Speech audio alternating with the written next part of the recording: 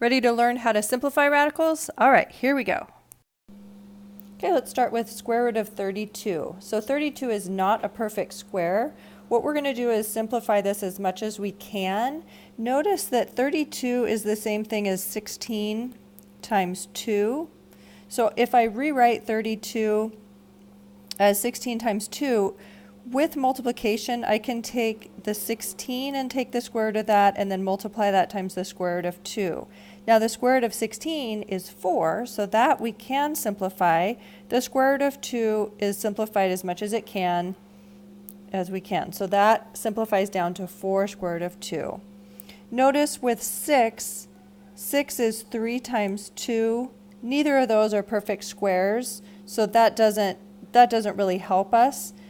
Square root of 6 is as simplified as we can make it.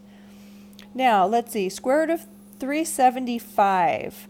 I'm seeing the 5 at the end. That means that that number is divisible by 5. But 5 is not a perfect square, so it's not really going to help me to divide by 5. But what about 5 squared? As I'm trying to work on these, I'm looking for the perfect squares, like 16, 9, 4. Those are the things that I'm trying to see if they are factors. So it turns out that 375 divided by 25 is 15. So I'm going to rewrite 375 as 25 times 15. Okay, and now I can take the square root of 25 and get 5. The square root of 15, that does not simplify anymore. So that one is done at 5 times the square root of 15. All right, next we have 3 times the square root of 7 plus 5 times the square root of 2. And notice the operation here between all these numbers is multiplication. And multiplication is commutative. So I'm going to commute my 5 out to the front. And I get 5 times 3 times square root of 7 times the square root of 2. 5 times 3 is 15. We can combine the square root of 7 and square root of 2 under one radical sign, combine that product.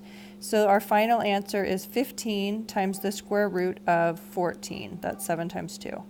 And that's done. Now on this next one, before I use the commutative property of multiplication, first I'm going to simplify a little bit. That square root of 16, I can simplify that. That's 4. All right, so that'll be 12. Now on this next one, 8, I could rewrite that as 4 times 2. The square root of 4 we could simplify. So that would be 5 times 2 times the square root of 2. So really I've got 12 times 10 square root of 2. And now I can multiply 12 times 10. So that'd be 120 times the square root of 2.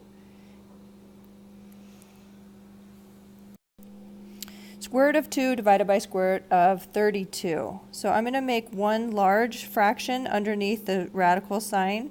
So I've got 2 divided by 32. And now I can simplify that fraction because 32 is divisible by 2. So I can divide both the numerator and denominator by 2 and get 1/16. And then I can take the square root of the numerator and denominator separately, so I would get 1/4. And here I've got fractions and multiplication. So I'm going to just make one large multiplication problem under the square root. So I've got 3/5 times 6/5. So that would be the square root of 18 25ths.